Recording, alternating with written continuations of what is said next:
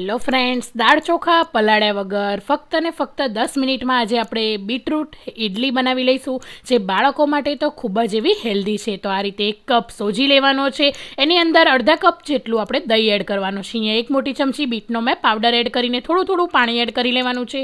બીટનો powder available ના હોય તમારી સાથે તો તમે બીટરૂટને બાફીને એના પીસીસ કરીને કે એની પ્યુરી કરીને એડ કરી શકો છો. સ્વાદ પ્રમાણે મીઠું એડ કરી દેવાનું છે. 10 મિનિટ રેસ્ટ આપીને આ રીતે થોડો એવો ઈનો અને પાણી એડ કરીને આ રીતે ઇડલી મોલ્ડની અંદર આપણે ઇડલીને બનાવી લેવાની છે.